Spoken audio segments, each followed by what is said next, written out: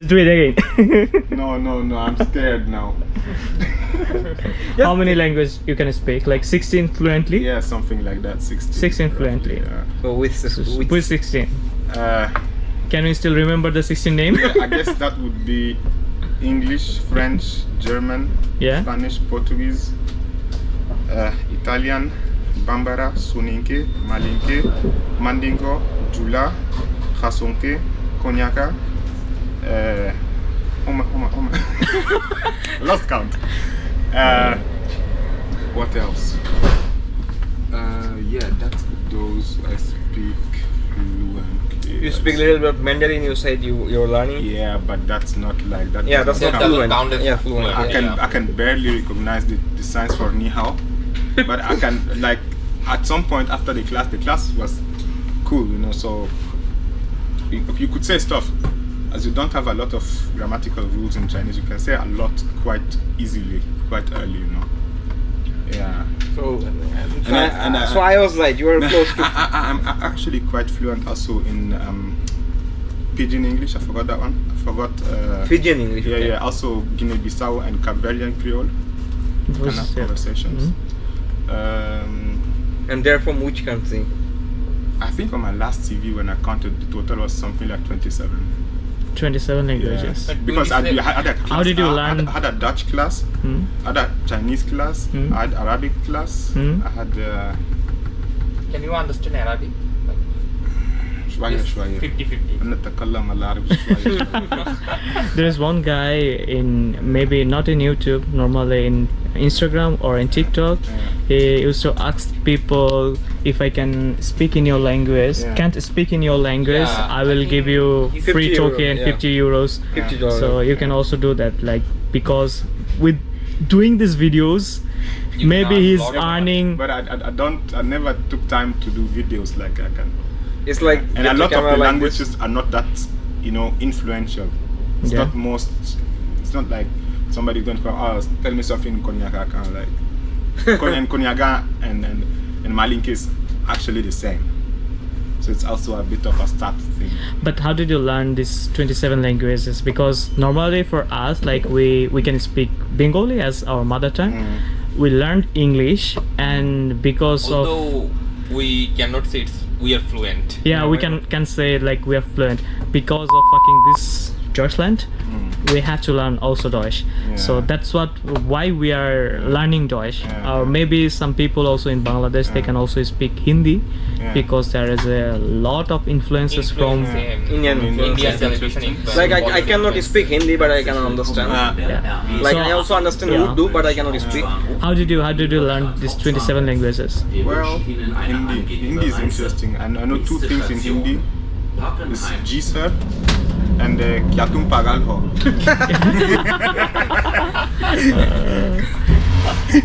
Kya tum pagal ho is like, are you mad? Sundar hai. Huh? Sundar hai. Sundar hai. Yeah, Sundar you are is beautiful. it's also similar to Bengali because Hindi and Bengali belongs to in the same yeah, group of yeah. language. Aryan. Aryan. Yeah. So yeah, we can understand Hindi, but same as him. Like I can't speak Hindi, but I can understand everything. Mostly everything, not everything, mostly everything. Yeah. So Of course, yeah. what is your story? Like how Yeah, did you sort learn of. 27 languages? Yeah, I don't like to rely on the numbers too much actually, because it's sort of, you know. No, if it gets is more than cloudy. 10, more Yeah, than 10, Yeah. it's like definitely. for me at least. I've translated, I think, for 13 or 14 languages. Okay. Yeah, the translator. So I really speak those languages properly. Like for example, Italian. We go into Italy now. I can have conversations. I can understand almost everything. If it's not like some dialect and some, you know, very informal stuff. But besides that, I guess I sort of was born in Germany, but in the first So German is 6 your years. mother tongue, sort of one of my mother tongue. My parents never spoke to me in German. Always in Soninke. but you did the school in here. I'll come to that. That's Okay. complicated. Because I was born here, but in the first 6 years, I was basically born in Frankfurt. I spent like 2 months there or something like that. And then we moved to Bayreuth, Oberfranken. Mhm. And there, I was continuing to speak to read Spanish because yesterday I was speaking in Spanish all the time. I don't know anything. And the thing so then during those years I was mostly based in Bayreuth, but also with interruptions where I was in the Netherlands, in France, in the UK. Mhm. There's something missing. France, In the States. the States, France, Netherlands, UK, yeah, and also in Mali. Like that's where I'm from. And when I was living in Mali after that phase, that's like I did first grade of school in Bayreuth, Okay. and then continued school for 8 years in Mali. Okay. And during that time, I also spent a bit of time in the US. So you went back with your family to Mali. Yes.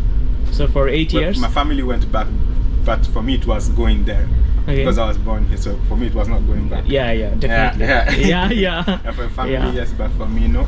Then that's there at school. The school system is in French. So learn you had to learn French. Yeah. And then you, in everyday's life, you speak Bambara language. Then in my family is mostly Soninke. We speak Soninke. Parts of my family are also Fulani, so I know a wee bit of Fulani. I forgot to mention Fulani. So, but my Fulani is not good. And then I also had a class in Fulani at the University of Frankfurt. And then, yeah, what else? So after that time, I came back to Germany. And at school, of course, at some point you start learning English. And I started doing Spanish classes. And later on, I started practicing capoeira, the Brazilian martial art. So with that, I got interested into Portuguese, and then I also studied a year in Portugal in Lisbon. And then things sort of went by themselves, and I sort of discovered, okay, you can actually make money with languages by translating, oral translating, and also interpretations orally, and also written translations. What else? Yeah, I worked for 6 months in Ethiopia, so I'm not fluent, but like I have basic knowledge of Amharic. Arabic was helpful for that because there's a lot of similarities. And what else? I'm very interested in Kiswahili. I also have basic knowledge in Kiswahili. You can go to a market in Nairobi and buy my stuff. I did that worked. But it's not like that I speak the language and can express everything. No, not at all. What else? I'm disappointed you don't speak Zulu. Huh? You don't speak Zulu. Zulu? Yeah. Which language? You see, Zulu is the South biggest Africa. language in South Africa. And Zulu or Kosher. Yeah, also, I don't get the click right. I think it's a wrong click. Do you know High Valerian? No knowledge in High Valerian. But in Zulu, I think I know 2 words. But funny thing is, Valerian is morely closely resembled to Deutsch. Really? Yeah. That's interesting. Like when J.R.R. Martin he was writing the books, he took many grammars and many words, and he modified it little bit and make it High Valerian. Interesting. So this is your story to how you learned 27 languages. Yeah, I sort of got interested into translating, and then I sort of realized that with the knowledge I had in Bambara, you know when you Bambara and Malinke are like, it's a dialectal continuum. You can compare it to Dutch and German. It's not because you speak one language you automatically speak the other, but you can understand it definitely to a certain extent. It's like Hindi and Urdu, I think. Something like that.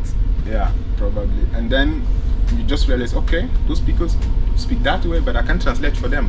We get along. And then you realize, okay, the people from the Gambia, they have another dialect again. Then you start working on that. You watch stuff on YouTube, you use books and stuff. And yeah, that's how I got a bit of diversity regarding those languages. And it's not like in Europe where each country has a language, it's standardized, and then you have almost no contact with the neighboring languages that might be very similar. Yeah. And there you have big cities, everybody's there, and you sort of grow up with those different flavors of Different languages. dialects, yeah. Dialectal differences. Yeah, that's about those languages. What else? feel like I need to write down a list so I can say every something to every language. But like, yeah. What else? But for normal human being, Mm. it's very complicated. Yeah. Maybe for you Like used to only 5% people speak like more than 3 languages. Really? Yeah. More Yeah. than 3. So In my country, it's very common for people to speak like 4 languages or more. in Bangladesh, people usually only speak in Bengali. Yeah. So Most of the- maybe 95% people only speak in Bengali. Yeah. Maybe 5% people can speak Bengali and Ingreji. Yeah. So yeah, and less than 0.5 or maybe 0.3%. Actually, in our country, most of the people I think is at least they can understand Hindi. Hindi, yeah. That's the thing. So you, yeah, they can understand, but maybe they can speak fluently. Yeah. but right now I'm staying in Castle. There are few students that is speaking Hindi with the Indians. Yeah. Like my Indian classmates, they expect me to speak Hindi,